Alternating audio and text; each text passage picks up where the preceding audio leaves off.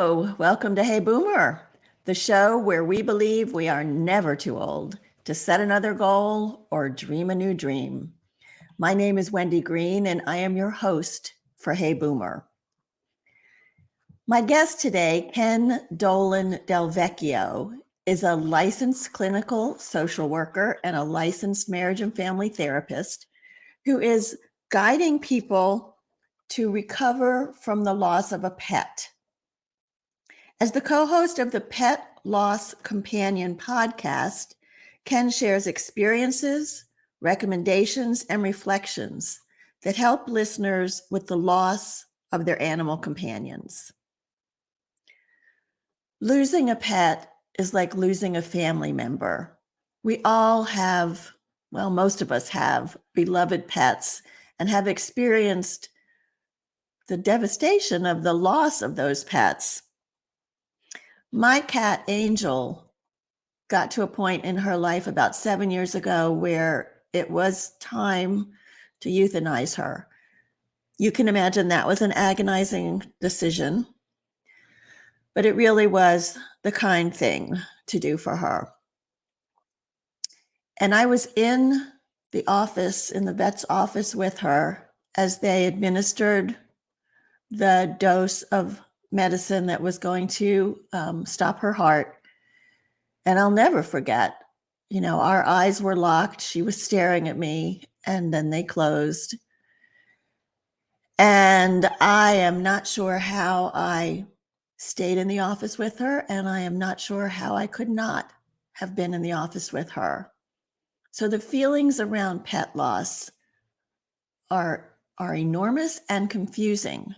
And those are the kinds of things we're going to talk about today with Ken. Before that, though, I would like to thank our sponsor, Road Scholar, for their support of Hey Boomer. Road Scholar is the not-for-profit leader in educational travel for boomers and beyond, offering guided trips to all 50 states and over 100 countries. It is truly my favorite way to travel. In fact, I have 2 Road Scholar trips planned for this summer, one with other people my age and friends, and one with my grandson. So please go and check out all that Road Scholar has to offer. You can look at their website by going to roadscholar.org/heyboomer. And if you use the /heyboomer, it lets them know that we appreciate their sponsorship of our show. I also want to remind you of 2 important takeaways that you can find on my webpage that are free. First is the vitality assessment. And the vitality assessment will help you find out if you are fully vitalized. Do you have sustained energy? Is your tank half empty? Or is it time to really take stock of your life and make some changes? You can download the vitality assessment for free on the homepage at heyboomer.biz, B-I-Z. And the other thing that is totally free is a 20 to 30-minute complimentary coaching session with me, where we can talk about where you are, where you want to be, and how you might get there.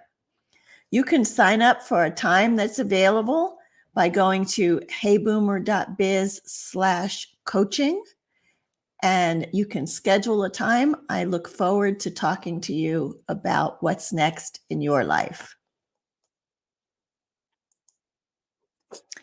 So as I mentioned, Ken Dolan-Delvecchio is a licensed clinical social worker and a licensed marriage and family therapist.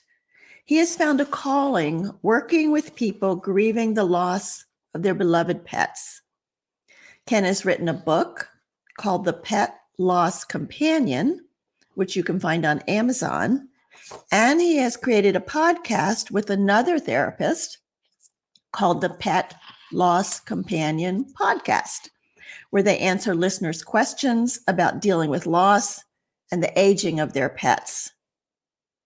Ken is a lifelong animal companion enthusiast, having shared his home with dogs, cats, chickens, rabbits, cockatiels, finches, chinchillas, guinea pigs, turtles, mice, one horse, and one very special rat named Nero, who sat on Ken's shoulder eating peanuts while Ken studied late in the evening in college. He is also an award winning leader and keynote speaker in the field of workplace mental health. And I am looking forward to the conversation with Ken today. Hi there. Hey, Wendy, how are you? Nice to be with you. I'm so glad to have you back. You were with us a couple of years ago now, I think. Yeah. Talk about parenting with my parenting book. Right. So welcome back. So let's start with this whole, how did you get into working with people grieving with pets and then writing the Pet Loss Companion? Well, quite a long time ago now, 2000, I believe, I was asked by my friend and colleague, Nancy Saxton Lopez. Nancy and I worked together in a psychiatric hospital in New Jersey. And she worked in the emergency ward, and I worked in the inpatient and outpatient program. And she was already running a pet loss support group at a local nonprofit. And the person who ran the group opposite her, so she would do it on the first Tuesday of the month, and then this other person would do it on the third Tuesday of the month. That person left, and she invited me to facilitate that session. And so that's when I started, and I did that all the way through 2012. And I've recently started, about a year and a few months ago, started doing it for a local animal shelter, Dakin Humane Shelter here in Massachusetts. So I've been doing this for about 14 years, I guess. And Nancy had been doing it for about 30 years. Wow. And toward the end of my time in New Jersey, I said, there's so many lessons that people have shared with us about the experience of loss and the experience of healing, and so many themes that it would make sense to compile them into a book. And so that's what the Pet Loss Companion is. It's really all about what we learned through the experience of facilitating those groups. And it's an opportunity to give that back to people who are new to the experience of loss. And then when we got a hold of this technology, the same tech, actually, you were the one who taught me about StreamYard and Anchor. We started doing this program once a week, where a lot of the time we read letters from people who have written to us about their loss, and we'll give them some thoughts on what they're going through. So this has been a journey that you and Nancy have been on together for a while. For a long time. Yeah, for a long Yeah. time. Yeah. Well, it's definitely something that all of us experience. And I never even thought about a support group for it. But before we get into more of the weeds, talk to me in general about grief and grieving. It's very important that I think we focus a little bit on grief, because first of all, grief is the elemental human experience. We are losing over and over and over again throughout our lives. When we go to school and we leave home, we go to nursery school, we've lost the sanctuary of home. Our parents have lost us being always in their nest.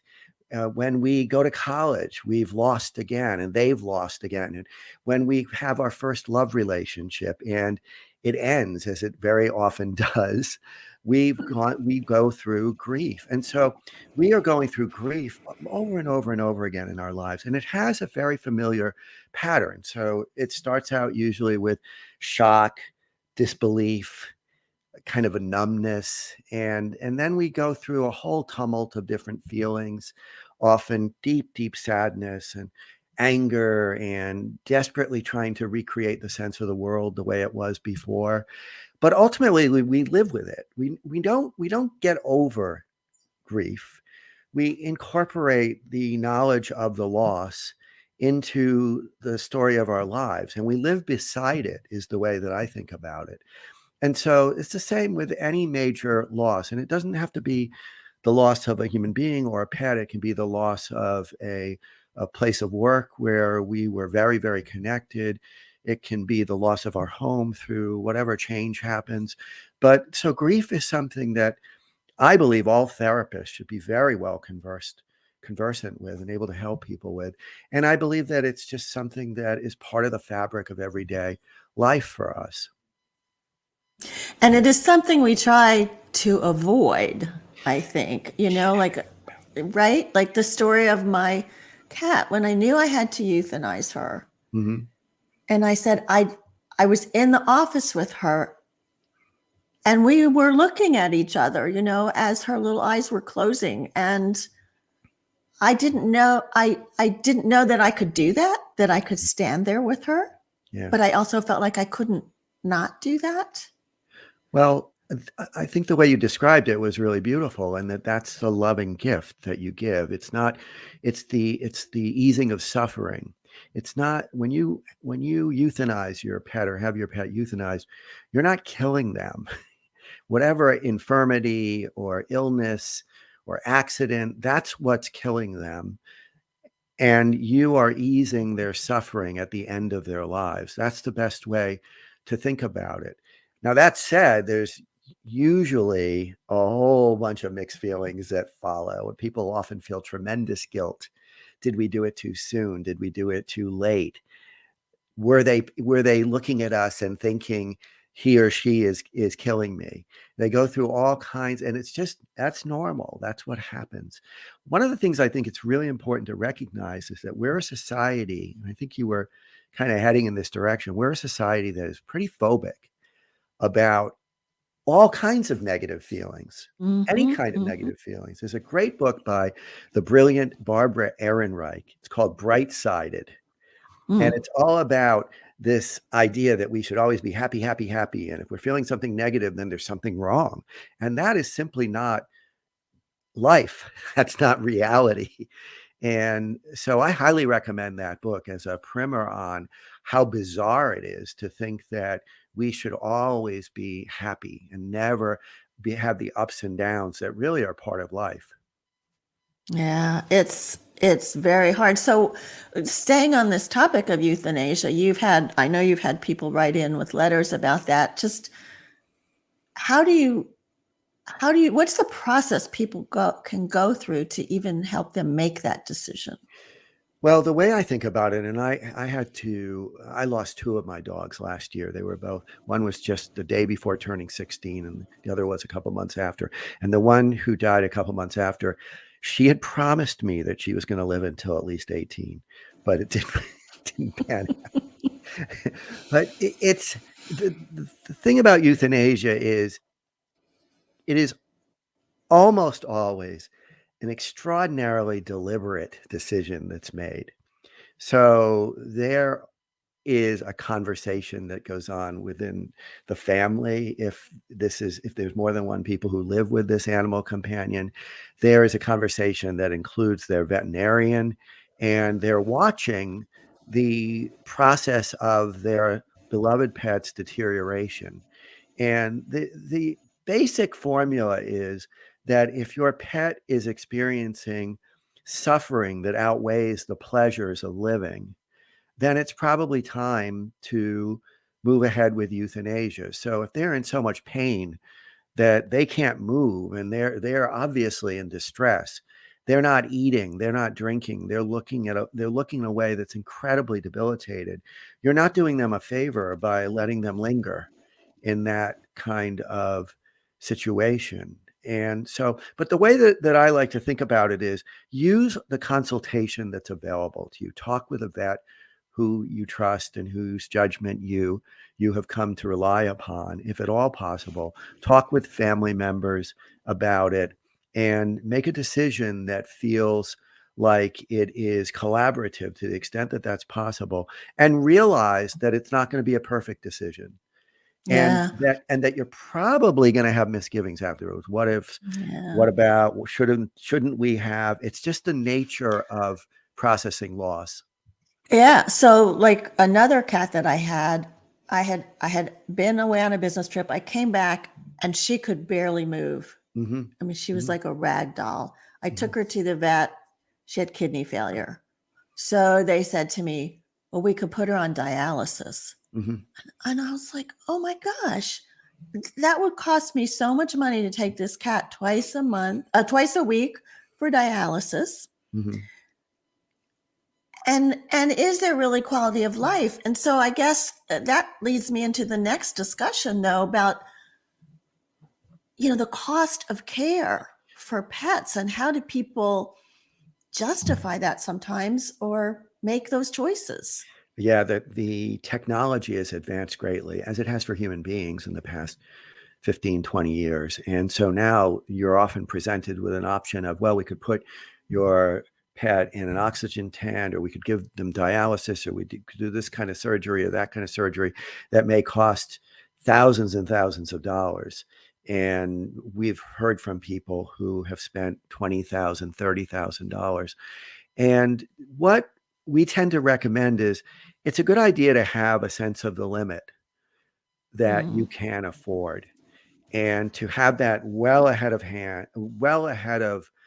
the need to make that kind of decision. So if you can have a figure of 4,000 or 5,000 or 1,000 or whatever your household may be able to sustain, that may be a very helpful reference point when and if that time comes. And also, again, talking with your vet, because we just recently read an article about what's called fetal care, which mm, is giving all these kinds of interventions, medical interventions, when it's clear that your pet is going to die pretty soon anyway. That's different than palliative care. Palliative care is to ease suffering. It's mhm. painkillers. Right. It's to help the animal to feel as comfortable as possible in the last period of their lives, rather than feudal care. And so, it's just very important also to listen to your vet.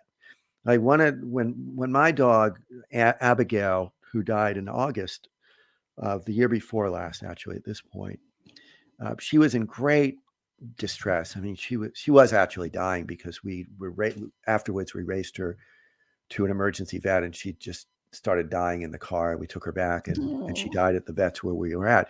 But I remember asking our vet, who I've known for a long time, what would you do if this were your dog? And she said, well, that's hard to answer because you love her, but I don't see her improving. So her clinical status is that she's probably going to die. But if you race her to this emergency service 20 minutes away, they will be able to put her in an oxygen tent. She may revive and continue for a little bit. So we did that in our great distress. Mm, It didn't work. We came back, actually.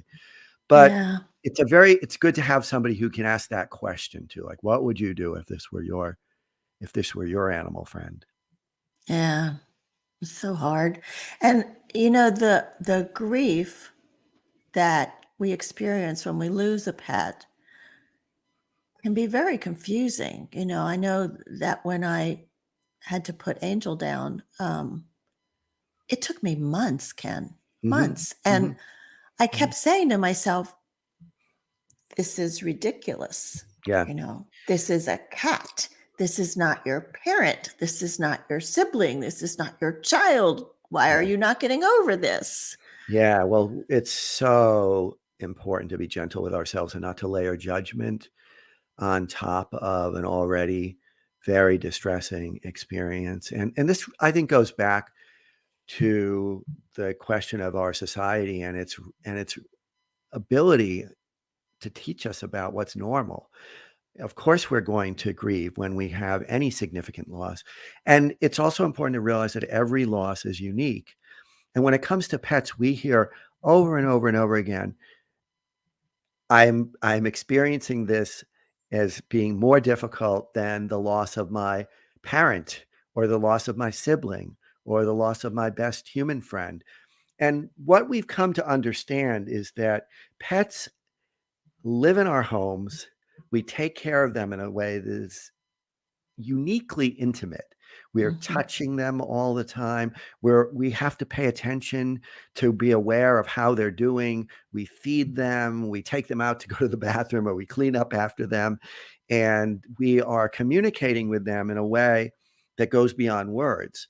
So it's almost like, the way that I think about it, it's very similar to the way I would care for my infant son before he Mhm. could speak, Mhm. because our pets never learn to speak. And we Right. learn to communicate, we learn to intuit a lot. Like, you can almost feel like you're speaking to them because we get so close.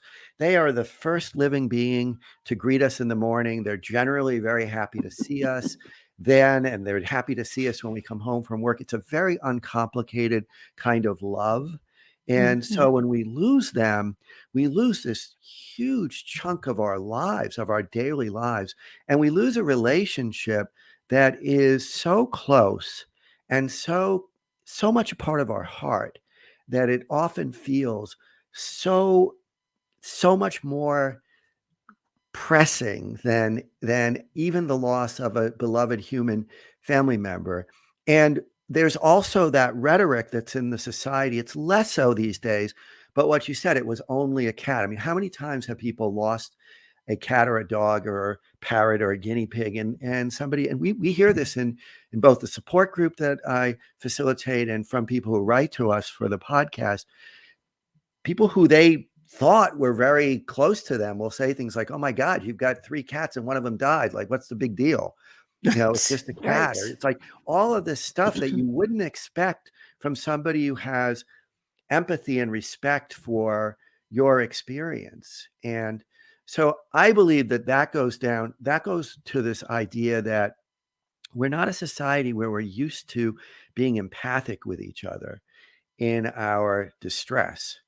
And so if a person, all you got to do with somebody who's grieving is be with them and be compassionate. You can't fix it, you can't take it away, but you can be a compassionate presence.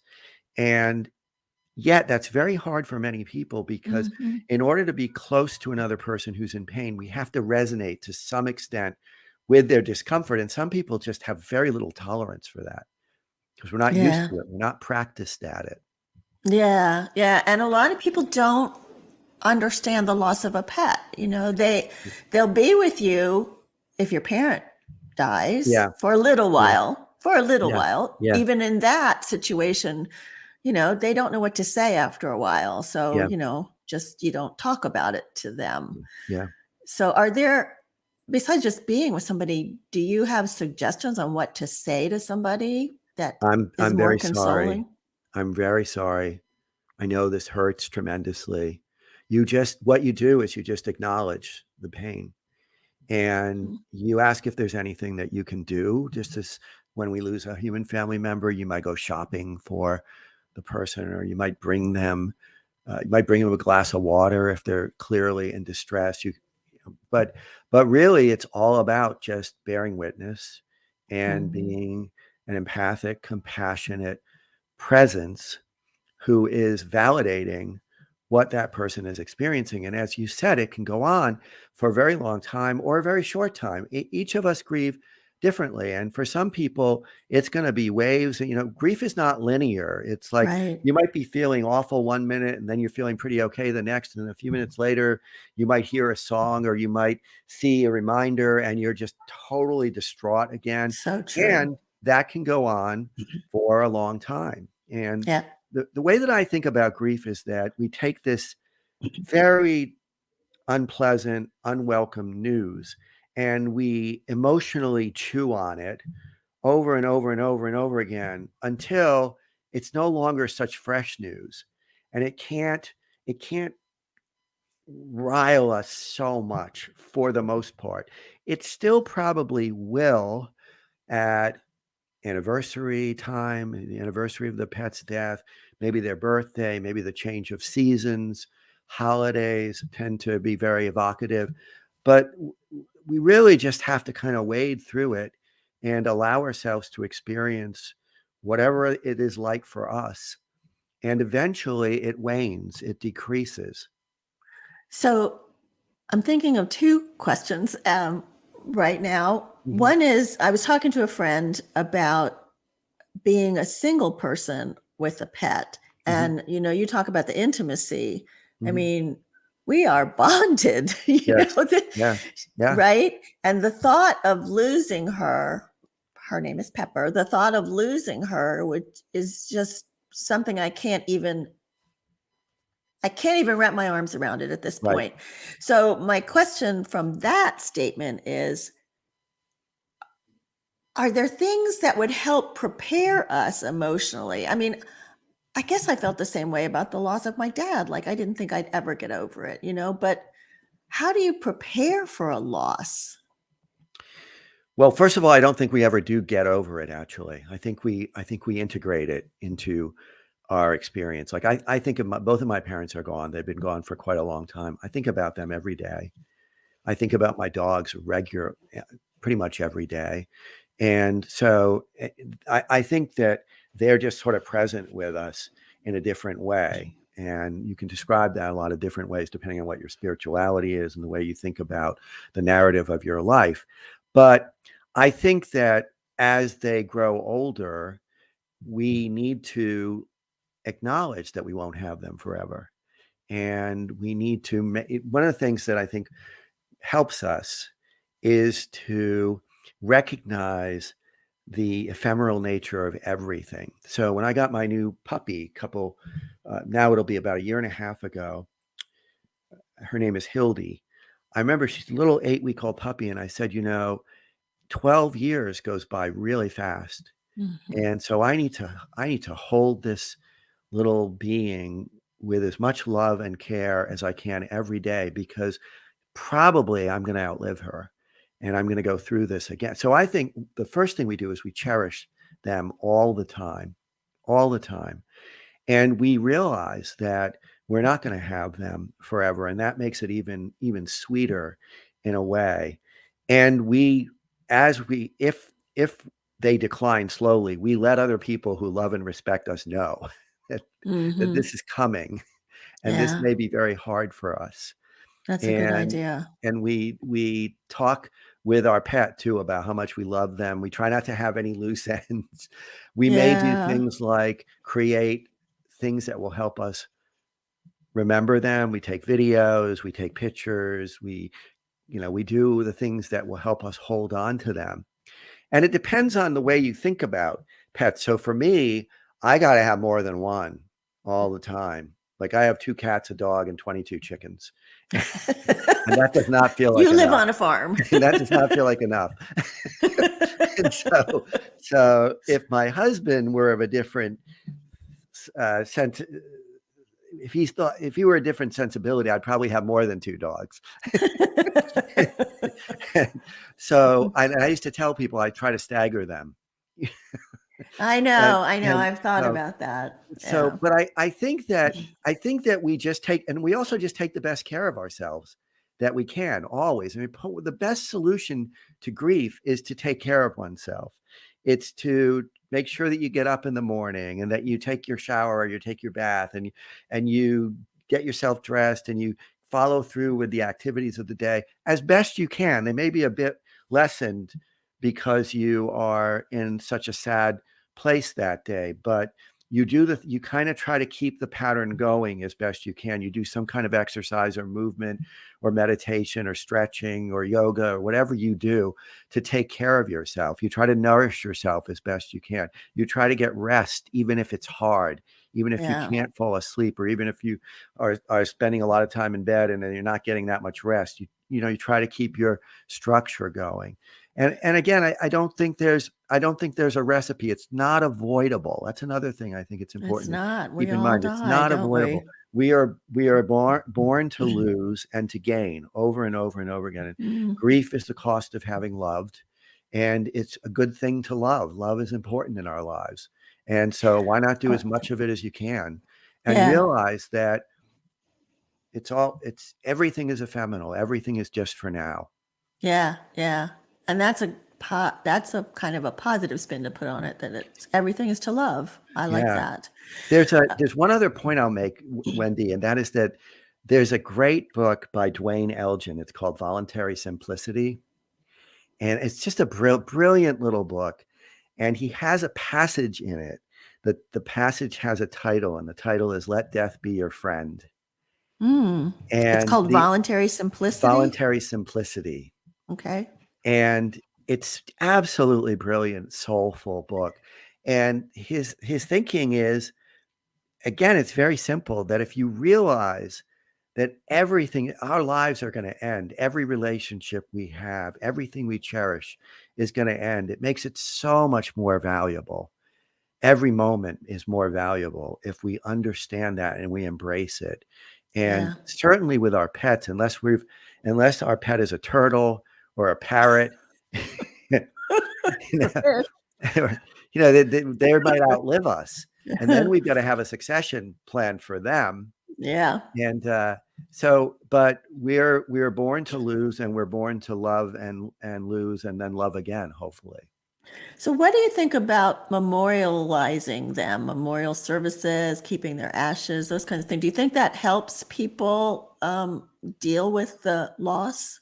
There's no, because there aren't set ways. Like, if you belong to a community of faith and a family member dies, there's often a prescribed ritual. Right. And so that kind of structures the beginning of our grief experience and the memorializing. With pets, that's generally not the case. And there's a myriad of options. And so there is, you can take your pet's body and bury it if you have land to do that in. You can have them cremated and save the ashes or not save the ashes. You can, now there's a new way of bodily disposal called aquamation, which doesn't require fire but provides you with something akin to ashes. Some people actually have their pets freeze dried, so they retain their body in a desiccated form, and it can Oh, be posed like a stuffed animal or like taxidermy. The way that I think about this is, you do what feels right for you, and that will vary. So that, for example, we have 4 of our dogs' ashes on our hutch in our dining room.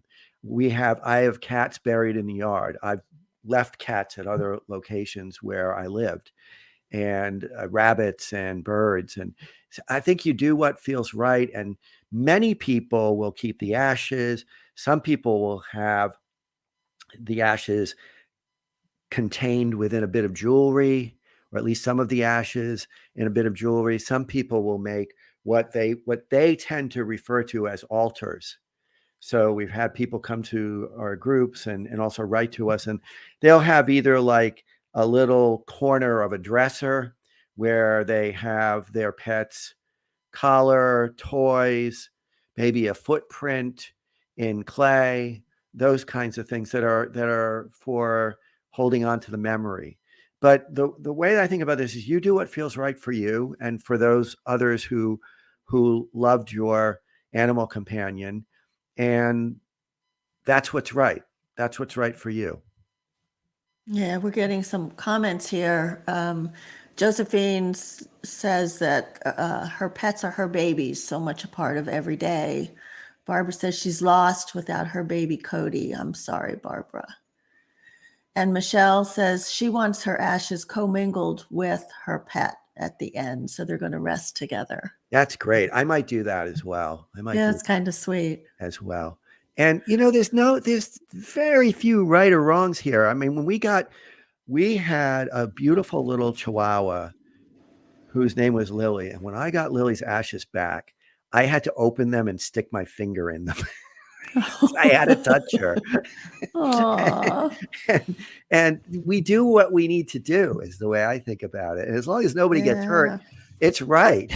you know, So what about, when is it right to replace them, after one dies? there again, the way that I think about this one is, don't do it if you're ambivalent. You can always insert more time. Always, right? You can always give a little more time.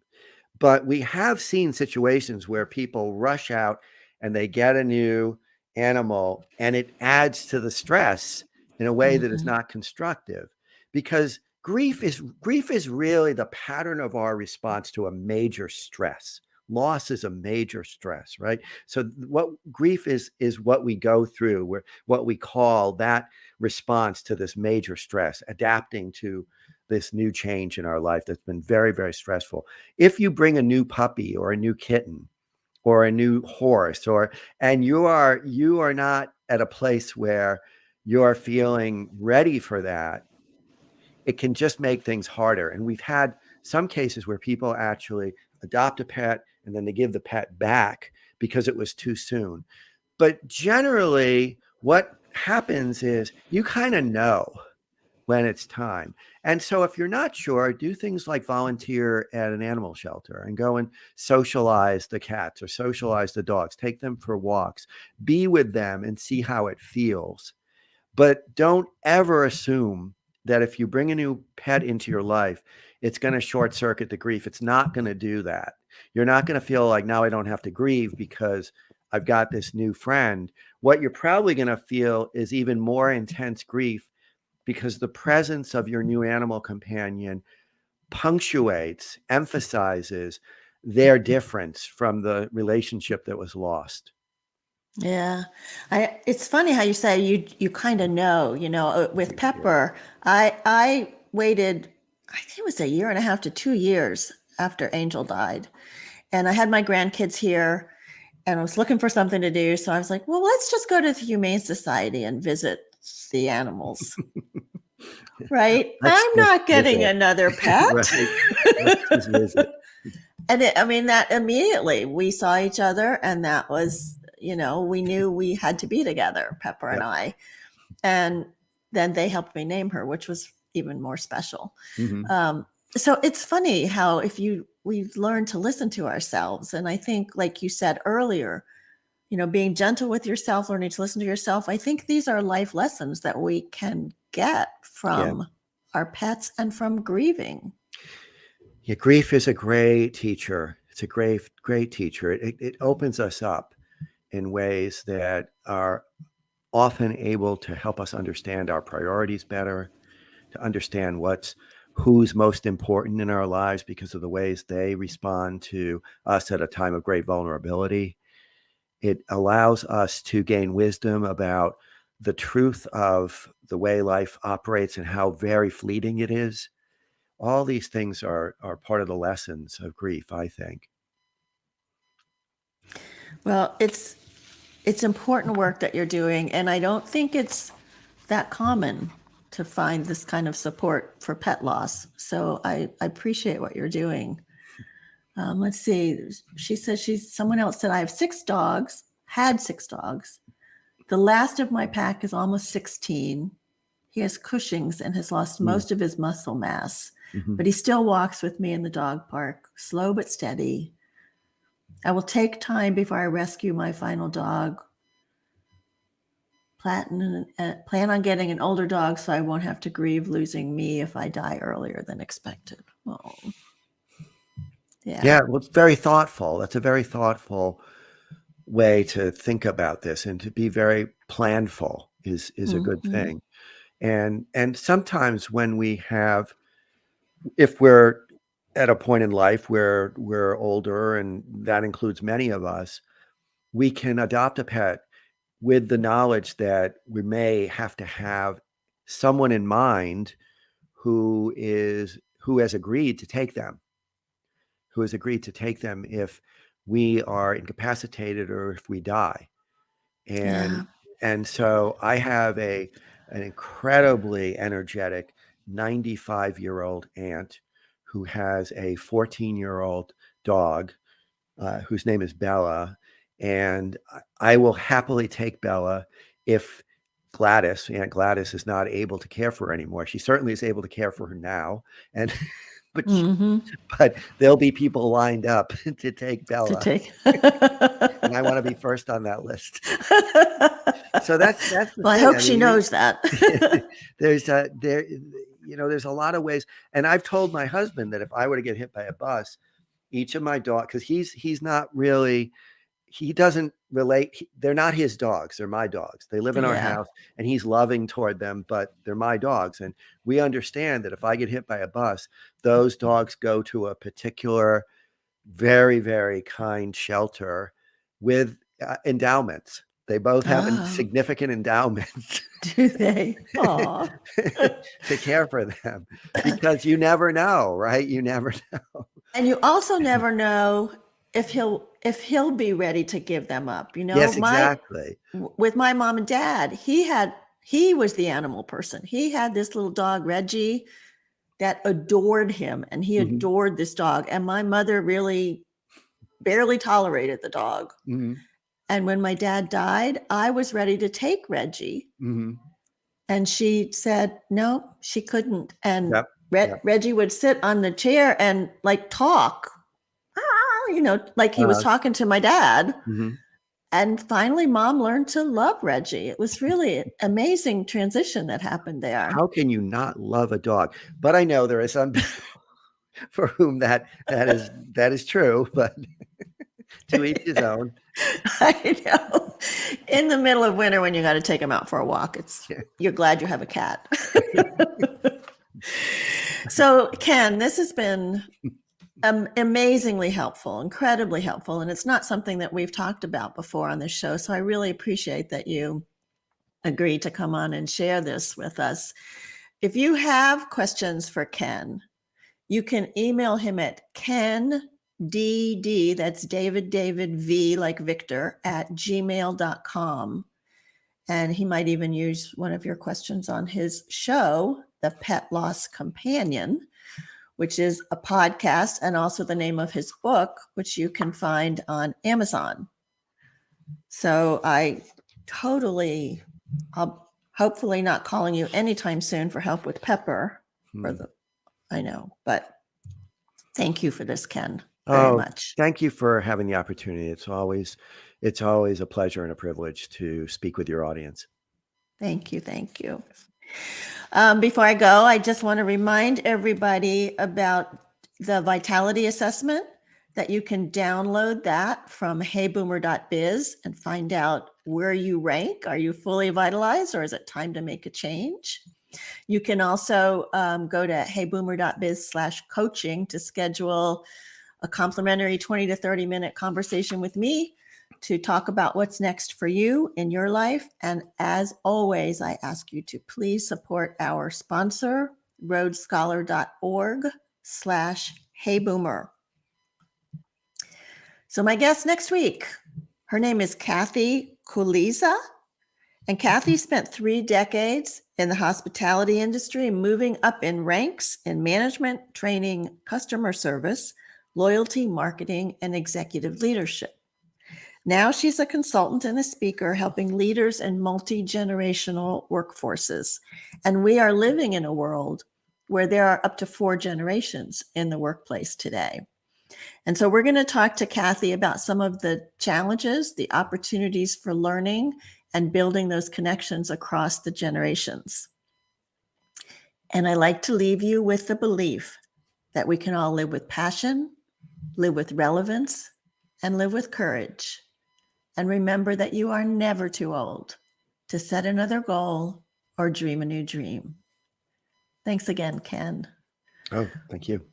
My name is Wendy Green, and this has been Hey Boomer.